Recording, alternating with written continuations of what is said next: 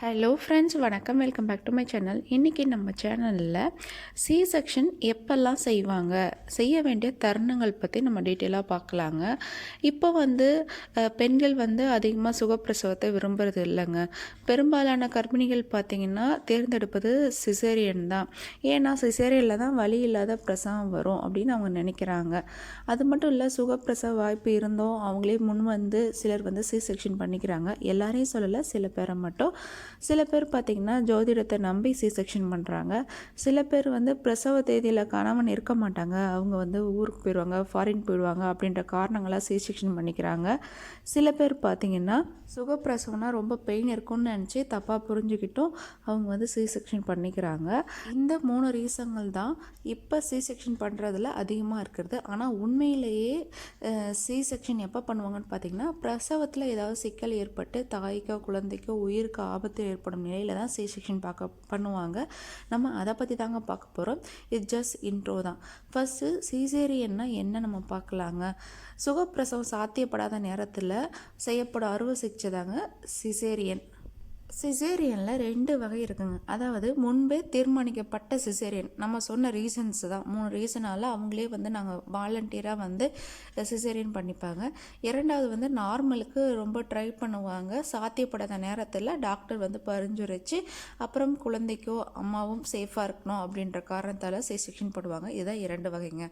கருவுற்ற 38வது வாரத்தில் குழந்தை எல்லா வளர்ச்சியும் அடைந்துடும். அதுக்கப்புறம் வெயிட் கெயின் ஆக ஆரம்பிக்குங்க.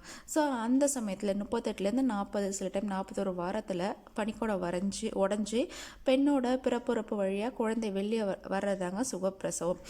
இதற்கு 4 முக்கியமான திங்ஸ் அவசியங்க. அதாவது பெல்விஸ், பேசேஜ், பவர், அதுக்கப்புறம் பேசஞ்சர் அப்படின்றத 4 அவசியங்க.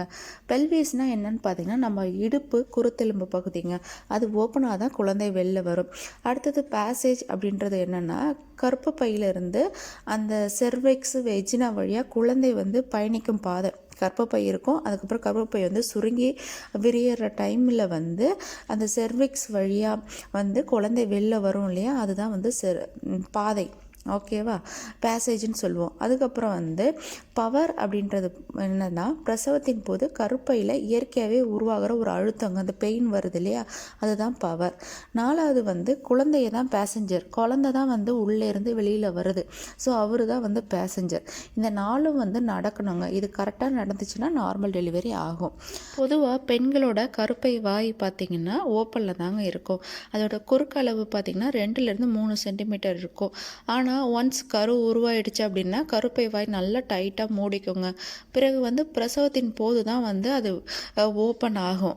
முதல் பிரசவம் ஆனதுக்கப்புறமா அந்த சுருங்கும் தன்மை சற்று குறையலாம். ஏன்னா ஏற்கனவே ரொம்ப 10 சென்டிமீட்டர் ஓப்பன் ஆகிருக்கும், அதுக்கப்புறம் சுருங்கியிருக்கும் இல்லையா, அப்போது கொஞ்சம் வித்தியாசம் இருக்கும். அவ்வளோதாங்க சுகப்பிரசவத்தை பற்றி.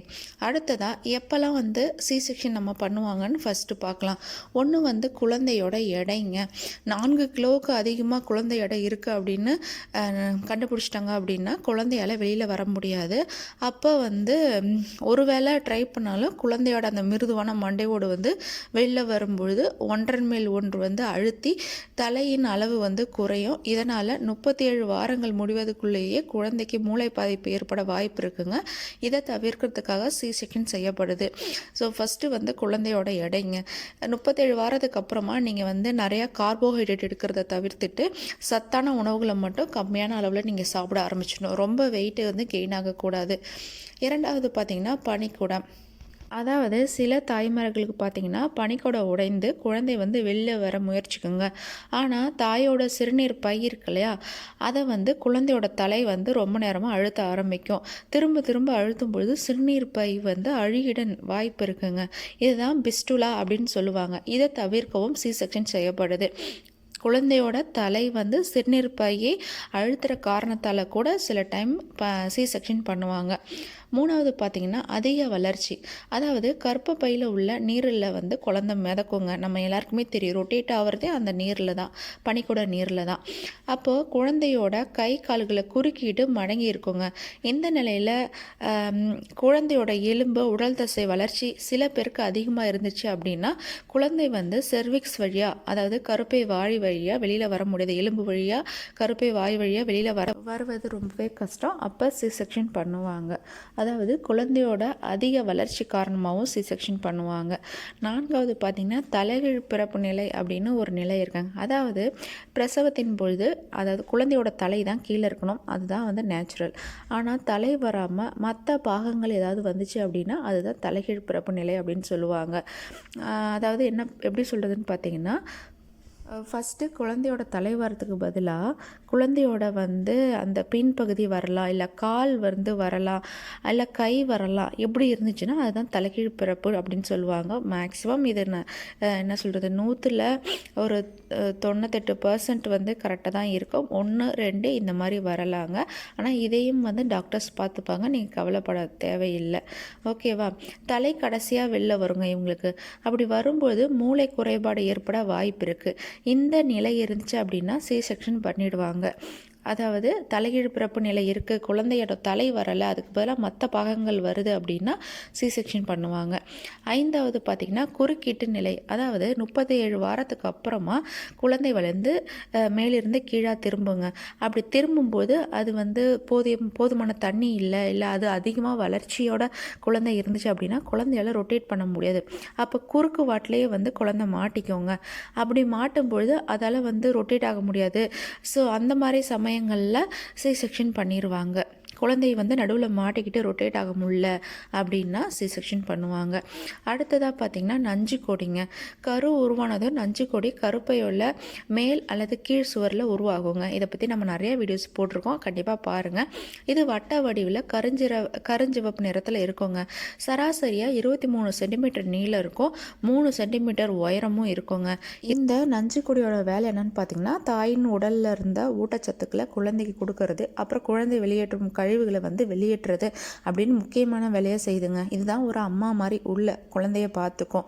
9 மாதம் வரையும் இதை பார்த்துக்குங்க. ஸோ அப்போ வந்து இந்த நஞ்சுக்கொடி மேலே இருந்துச்சு எந்த ஒரு பிரச்சனையும் இல்லை. ஒருவேளை அடியில் இருந்துச்சு அப்படின்னா குழந்தையால் வெளியில் வர முடியாது. இதான் வந்து பிளசண்டா பிரிவியா அப்படின்னு நம்ம சொல்லுவாங்க. பிரசவத்தின் போது வந்து நஞ்சுக்கொடி பாதியை அடைச்சிக்கிச்சு அப்படின்னா தாய்க்கு அதிக அளவு ரத்தப்போக்கு ஏற்பட வாய்ப்பு இருக்குங்க. ஆனால் வலியே இருக்காது. இந்த சி-செக்ஷன் பண்ணிடுவாங்கங்க. இது எல்லாருக்கும் ஏற்படுமான்னு பார்த்தீங்கன்னா இல்லைங்க, ஒரு சில பேருக்கு தான் இருக்கும். அதுவும் நிறையா முறை வந்து ஒருவேளை கருக்கலைப்பு செஞ்சுருந்தாங்க அப்படின்னா சி-செக்ஷன் பண்ணியிருந்தாலும் அவங்களுக்கெல்லாம் இந்த மாதிரி பிரச்சனை வர வாய்ப்புகள் இருக்குங்க. அடுத்ததாக முக்கியமானது பார்த்திங்கன்னா பிறப்புறுப்பு தொற்றுங்க.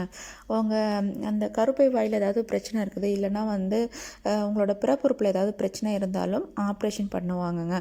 அதாவது ஜெனிட்டல் ஹெர்பிஸ் அப்படின்னு இதுக்கு பேர். இது வந்து எல்லாருக்கும் வராது. ஹெச்ஐவி உள்ளிட்ட அந்த பாலியல் நோயால் தாக்கப்பட்டிருப்பாங்க இல்லையா, அந்த மாதிரி பெண்களுக்கு இந்த மாதிரி பிரச்சனைகள் வர வாய்ப்பு இருக்குது. அவங்களுக்கு வந்து சி-செக்ஷன் பண்ணுவாங்க. அடுத்து பார்த்திங்கன்னா கொடி சுற்றுதல். அதாவது தொப்புள் கொடி வந்து குழந்தையோட கழுத்தில் மாலையாக சுற்றிக்கிச்சு அப்படின்னா தான் கொடி சுற்றுதல்னு சொல்லுவாங்க. ஸோ சில குழந்தைகளுக்கு வந்து தொப்புள் கொடி ரொம்ப நீளமாக இருக்குங்க. கர்ப்பப்பையில் சிசு மிதக்கும் பொழுது கழுத்தில் சுற்றிக்கோங்க. ஒரு சுற்று மட்டும்தான் இருந்துச்சு அப்படின்னா ஈஸியாக வந்து சுகப்பிரசவம் ஆக்கிலாம் டாக்டர்ஸ் பண்ணிடுவாங்க.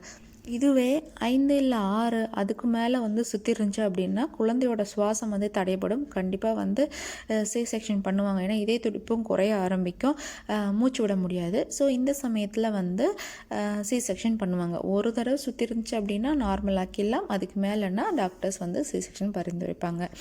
அதுக்கப்புறமா பார்த்திங்கன்னா கடைசியாக ட்வின்ஸ் இருக்குது அப்படின்னாலும் சி-செக்ஷன் பண்ண அதிக வாய்ப்புகள் இருக்குங்க.